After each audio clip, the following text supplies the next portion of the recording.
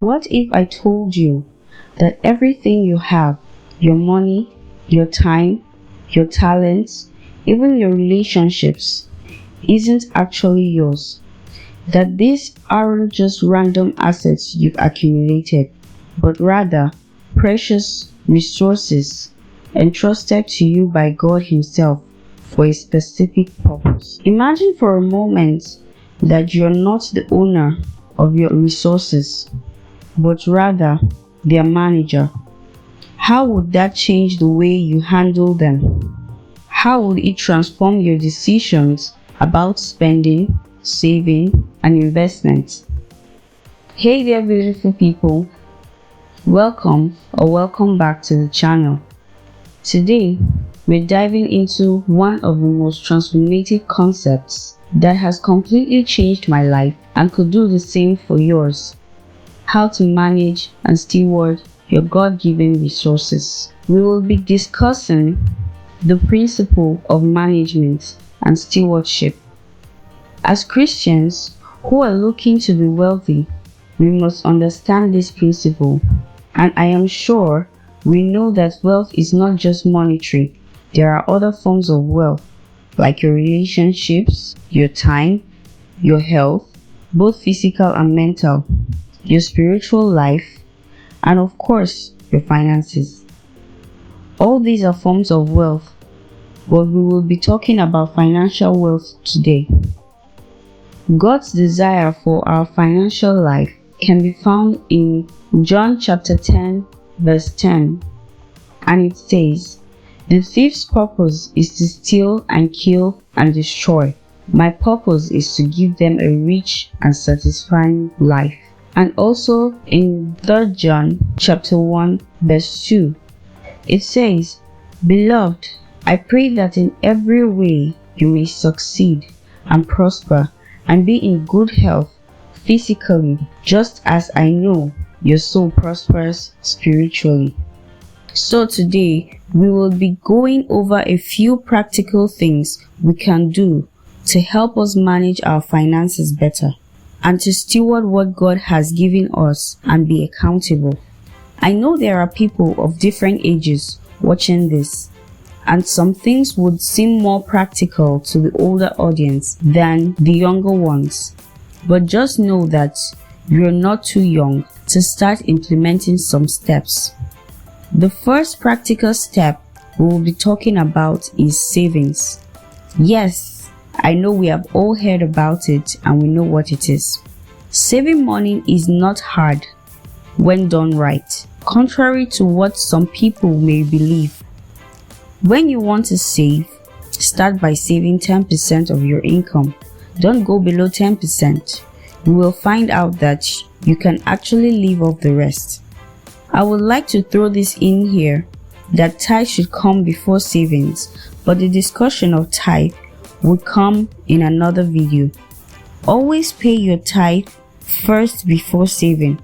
Why God wants us to tithe is because He wants to teach us how to manage or steward our money and resources. Savings is just one of the ways that comes after tithing.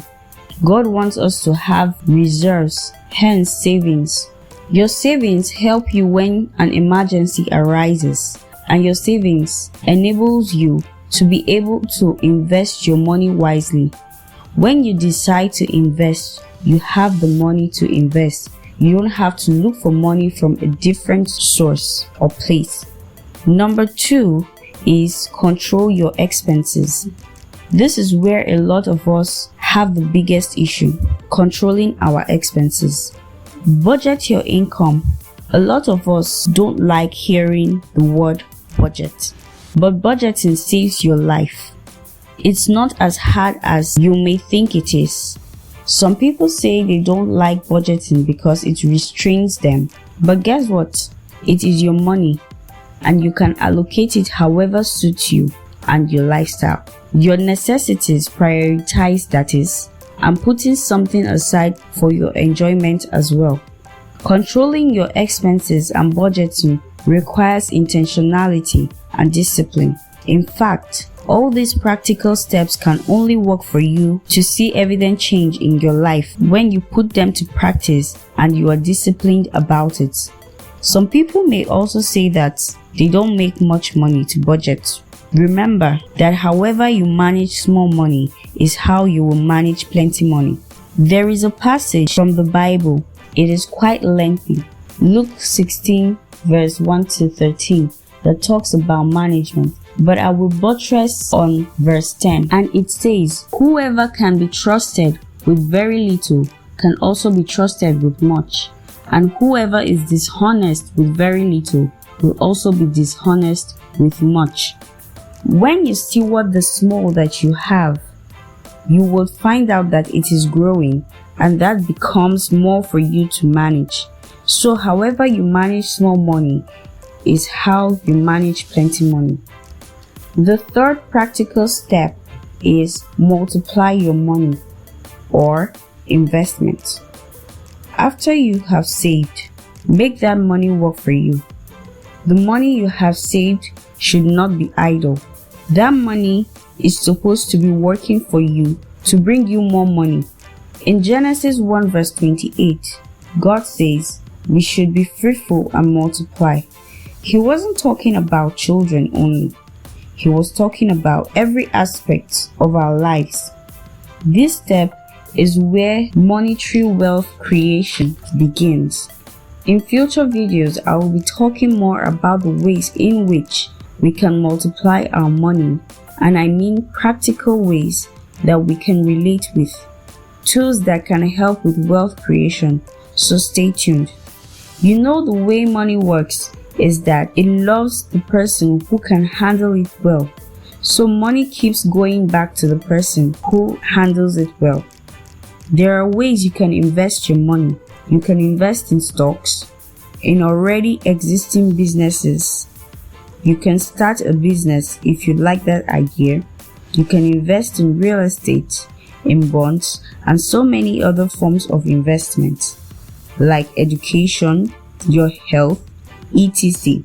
Just make sure you are knowledgeable about whatever monetary investment you want to make. The risks involved, make sure you understand them. Seek advice from people who are experts in that field. Don't blindly invest your hard-earned money into what you don't understand, or get rich quick schemes, or get rich easy schemes. And this leads me to the next step. Guard your money from loss. You can guard your money from loss by investing in places where you are sure you will get your money back. And not only getting it back, but getting it back with interest. Don't invest your money if you can't guarantee its safety. Like I said before, seek advice from people who are knowledgeable in this area. There are people who pose to know about money and investments but are only looking to swindle you, and that is why this step is very important, and you need discernment when investing. And also, in everything, pray. When you want to start investing, pray for guidance, and also pray that the Lord will bring resources for learning how to invest your way, the right resources.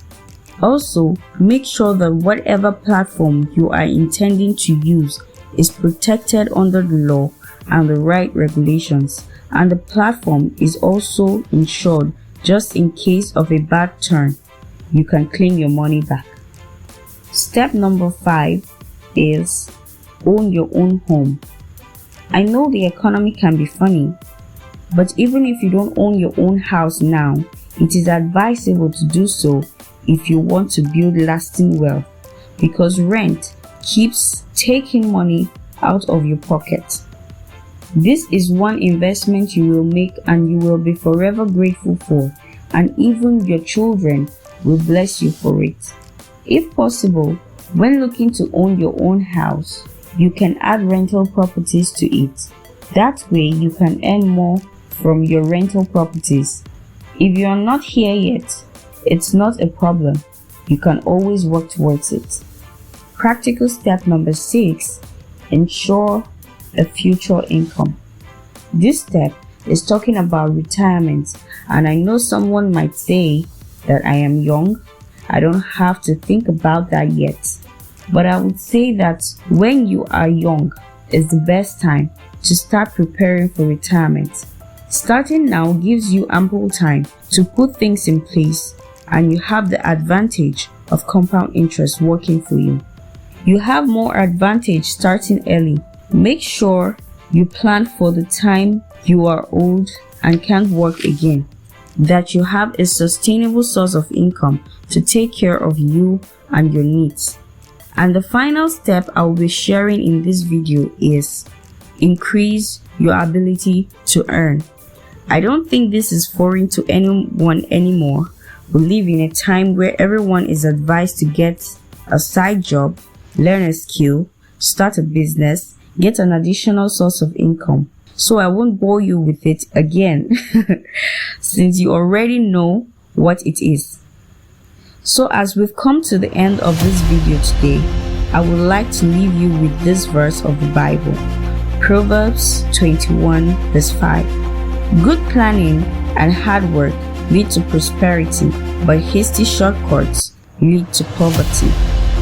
Thank you for watching today's video. If you were encouraged by this one, stay tuned for more videos like this. And don't forget to subscribe for more content that explores the intersection of practical faith and wealthy living. Until next time, remember, better a little caution than a great regret, people.